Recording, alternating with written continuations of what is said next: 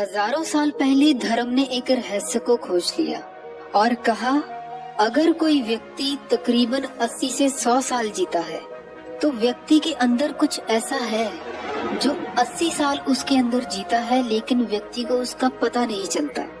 पर एक दिन अचानक वो शरीर को कपड़ों की तरह उतार के फेंक देता है।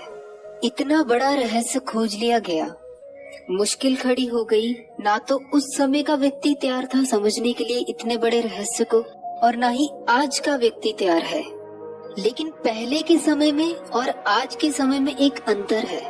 पहले समय के लोग सुलझे हुए भी थे और उस समय में अपने समय से आगे की दृष्टि रखने वाले ऋषि मुनि, साधु संत मार्गदर्शन करने के लिए भी मौजूद थे, जो आज के समय की तुलना में बहुत कम है।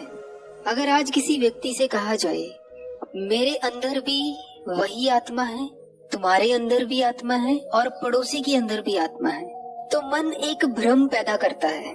अगर सब में एक ही आत्मा है तो मैं तुमसे, तुम मुझसे, हम सबसे अलग क्यों दिखाई पड़ते हैं?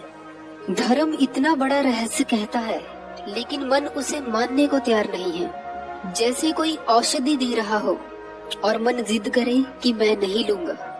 हमारे असली स्वभाव आत्मा को जानने के लिए सबसे बड़ी बाधा अगर कोई बनता है, वो स्वयं हमारा मन बन जाता है। वो दीवार की तरह बीच में खड़ा हो जाता है। ज़ेन योगा इसे अपने ढंग से कहती है हमारे दिमाग के 4 हिस्से हैं। पहला हिस्सा हमारा मन है और बाकी के हिस्सों में बहुत सी सिद्धियां, फिर आत्मा है। और मन और आत्मा के बीच एक गहरी खाई है जिसे Zen yoga no man's land कहती है। और ज़ेन योगा कहती है, अपने मन को समझकर ही तुम ध्यान कर सकते हो, फिर आत्म अनुभव प्राप्त कर सकते हो, और उसके बाद और भी बहुत सी चीजें। साधारण शब्दों में अगर कहूँ तो अपने मन के ऊपर उठ जाना। बिना मन को समझे ध्यान की गहराई में उतरा ही नहीं जा सकता। और फिर आत्मा को पाने की बात तो दूर की है। मन के पार जाने का एक रास्ता है जिसे पुराने समय के साधु ऋषि जानते थे। अब जिस व्यक्ति ने खजाना खोज लिया हो, खजाने तक पहुंचने का नक्शा तो वही बना सकता है ना, एक अनजान व्यक्ति नहीं बना सकता। उन्होंने एक उल्टा रास्ता खोजा जो असल में सीधा है। क्योंकि ज्यादातर जो लोग आपको कहेंगे ध्यान करना है तो मन को कंट्रोल करो। एक चीज हमेशा ध्यान में रखना, इसे गांठ बांध लेना। तुम मन को कंट्रोल करोगे तो तुम्हारी ऊर्जा व्यर्थ जाएगी। क्यों व्यर्थ जाएगी? क्योंकि मन को कंट्रोल करना तुम्हारा स्वभाव ही नहीं है। कितने दिन तक कर लोगे? लेकिन मन का भटकना मन का स्वभाव है, वो जीवन भर तुम्हें भटका सकता है। तुम्हारा मन को कंट्रोल करना पहाड़ को चढ़ने जैसा है और मन का तुम्हें भटकाना पहाड़ उतरने के जैसा है। तो हम मन को कंट्रोल करना नहीं सीखेंगे क्योंकि ये बहुत ही छोटे दर्जे की बात है। तो हम समझेंगे मन असल में है क्या। ये ठीक वैसी बात है जैसे एक अंधविश्वासी बच्चा अंधेरे में जाकर टंगे हुए कपड़ों को अपने हाथ से छूकर देख ले, जो बचपन से अब तक उसे भूत प्रेत दिखाई पड़ रहा था। तो इस वीडियो के माध्यम से आपको मन के माया जालों से दूर करने का मेरा उद्देश्य है। इसे समझने के बाद ना सिर्फ आप अपने मन को समझ पाओगे बल्कि दूसरों के मन को भी समझ सकते हो। इस वीडियो में हम 3 जरूरी चीजें समझेंगे जो एक आम व्यक्ति की पहुंच से परे होती हैं। पहला, हमारा मन क्या है, कैसे हमारा मन और विचार हमारी पर्सनैलिटी यानी हमारे व्यक्तित्व का निर्माण करते हैं। इस माया जाल का तोड़ क्या है? आपके या स्वामी विवेकानंद या अन्य किसी गुरु के बीच क्या फर्क है? क्या उनका दिमाग आपके दिमाग के आकार से बड़ा है? लेकिन नहीं, उनके दिमाग के अंदर एक ऐसा मन है जो इतना विशाल है जो उन्हें एक आम व्यक्ति से अलग करता है। आपने एक सुंदर स्त्री को देखा, आपके मन में विचार पैदा हो गए, लेकिन विचार पैदा होने से पहले आपकी आंख ने उस स्त्री को देखा। हम मान लेते हैं किसी को दिखाई नहीं देता, लेकिन उस स्त्री की आवाज को सुनने से भी मन के अंदर कल्पना पैदा हो सकती है। चलिए हम ये भी मान लेते हैं किसी को ना तो दिखाई देता है ना ही सुनाई देता है। अगर वो स्त्री स्पर्श भी कर ले तो भी विचार पैदा हो जाते हैं। आगे बढ़ने से पहले हम एक छोटा सा एक्सपेरिमेंट करते हैं। आप अपनी आंखें बंद कर लें। क्या आप अपने मन में पहाड़ों को देख सकते हो? क्या आप अपने मन में एक हाथी को देख सकते हो?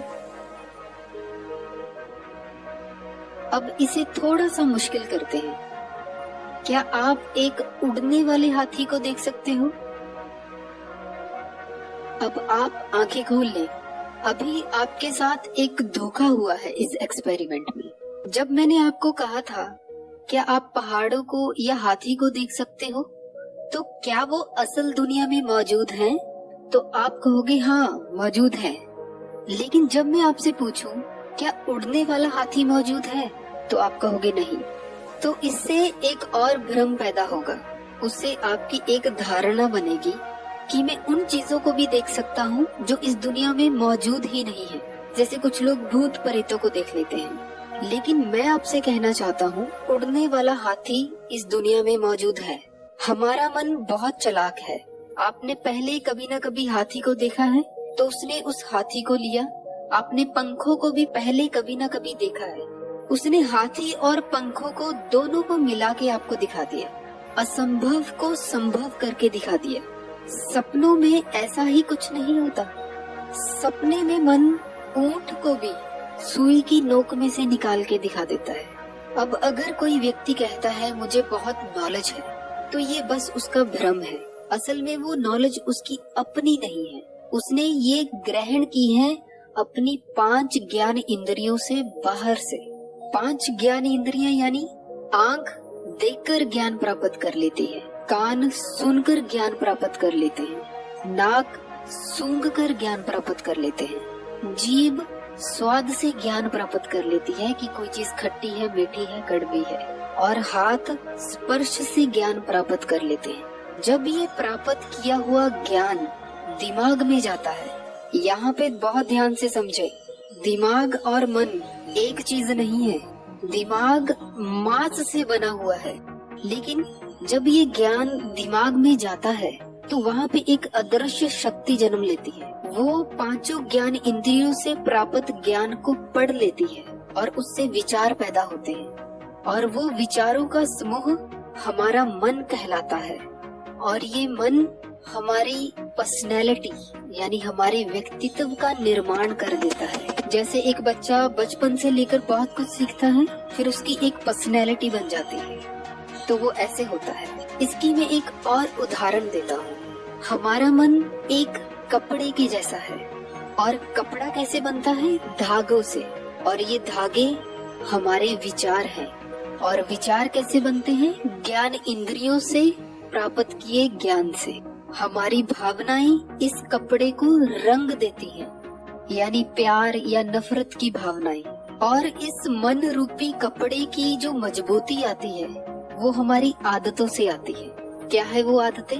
एक ही तरह के विचारों को बार बार सोचते रहना, उससे एक आदत बन जाती है। जैसे हमारे बिलीफ बन जाते हैं, एकदम पक्के हो जाते हैं। हमारे मन की जो स्थिति है यानी हमारे विचारों की जो गुणवत्ता है, अगर विचार अच्छे हैं तो उस मन रूपी कपड़े को कोमलता मिलती है।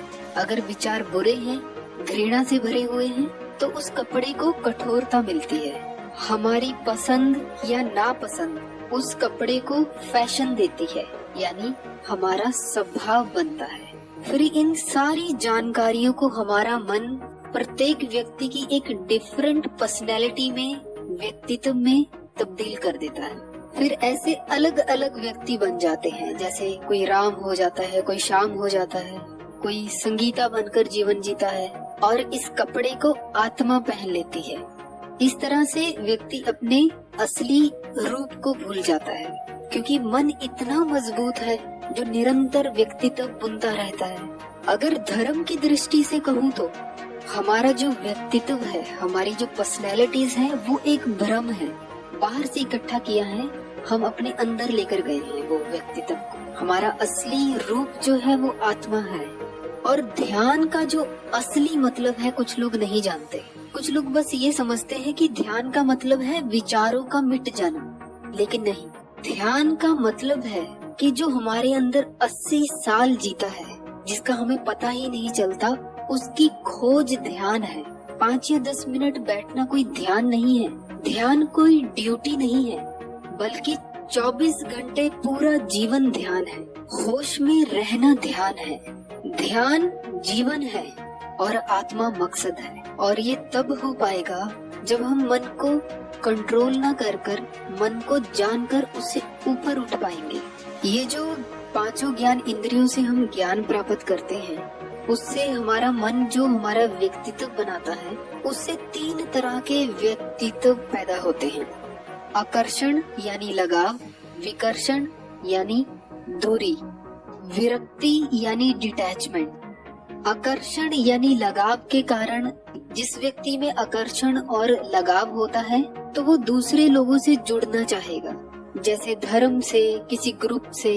ऐसे व्यक्ति के अंदर मित्रता, प्रेम, साहस, आशा पैदा होती है। जो विकर्षण है उसमें व्यक्ति दूसरों से दूर भागता है, तो बहुत सी गलत फहमियां हो जाती हैं। व्यक्ति एक दूसरे को समझ ही नहीं पाते। ऐसा व्यक्ति अज्ञानता के कारण भटकता रहता है। ऐसा व्यक्ति घमंडी, बलात्कारी और जीवन से निराश ही रहता है। जो तीसरी किस्म है विरक्ति। ऐसा व्यक्ति ना तो उसे आकर्षण होता है यानी लगाव, ना ही विकर्षण होता है। उसे किसी चीज में दिलचस्पी ही नहीं होती। ऐसा व्यक्ति किसी भी चीज से ना तो खुश होता है ना ही दुखी होता है। ऐसा व्यक्ति मनोवैज्ञानिक रोगों से ग्रस्त हो जाता है, या यूं कहूँ तो पागल हो जाता है। कुछ लोग अपने मन को जानने की कभी भी कोशिश नहीं करते, अपने मन के ऊपर कभी भी काम नहीं करते, अपने विचारों को, अपने स्वभाव को देखने की कभी भी कोशिश नहीं करते। ऐसे लोग एक ही तरह के विचारों के पैटर्न को अपने जीवन में दोहराते रहते हैं और इसका फायदा उठाने वाले बहुत से लोग मौजूद हैं। उसकी एक एग्जांपल देता हूँ। आप एक फिल्म देखते हो, उस फिल्म के एक्टर से आप इतना प्रभावित हो जाते हो कि उसके फैन बन जाते हैं। और जब एक एक्टर एक घटिया से घटिया प्रोडक्ट को प्रमोट करता है, क्योंकि लोग उसके फैन हैं, अंधभक्ति है, तो मार्केट में जाकर उस प्रोडक्ट को लोग खरीद लेते हैं बिना सोचे कि उन्हें कौन सी चीज प्रभावित कर रही है। तुम फॉलो भी उनको करते हो जिन्हें तुम्हारी कोई परवाह ही नहीं है, क्योंकि आप ही अपने मन के इतने गुलाम हो। और जिन्हें फायदा उठाना है, प्रॉफिट कमाना है, वो अंधभक्तों को ही ढूंढते हैं। अगर तुम्हें चुनाव ही करना है तो बुद्ध या कृष्ण को क्यों नहीं चुनते, धर्म को क्यों नहीं चुनते? क्योंकि डर लगता है। क्योंकि धर्म कहता है तुम्हारा जो व्यक्तित्व है, जो तुमने निर्मित कर रखा है, वो एक दिन मिटना है और वो मिथ्या है, माया है। तो फिर इसका तोड़ क्या है माया जाल से निकलने का? एक तो इस वीडियो से आपको ये पता चलेगा कि व्यक्तित्व कैसे बनता है, पर्सनैलिटीज कैसे निर्मित हो जाती है, जो आपको आगे के समय में मदद करेगा, आपका पूरे जीवन में आपको मदद करेगा। लेकिन उसके अलावा मैंने पिछली वीडियो में एक आपको प्रयोग करने को बोला था, जो मन को और भी गहराई से समझने में आपकी मदद करता है, जिससे मन को भटकने का मौका ही नहीं मिलता। तो उसे आपको करते रहना चाहिए। उससे वासनाओं का ज्ञान होता है जो मन को भटकाती है। ये जो प्रयोग है ये गुलामी को तोड़ेगा। मन भटकता है ना, जब कोई काम करते हो तो अपने आप से एक सवाल पूछो, क्या उद्देश्य है जीवन और जन्म का? क्या ये काम करने से मैं उस उद्देश्य के करीब जा रहा हूँ? अगर जवाब सच्चा या ईमानदारी से ना मिले तो समझ लेना ये बस एक मन का भटकाव है। मैंने कुछ और वीडियोस के लिंक कमेंट्स में दिए हैं, तो वहाँ से आप देख लेना जब भी आपका वक्त लगे। तो जागिए, जागना ही जीवन है।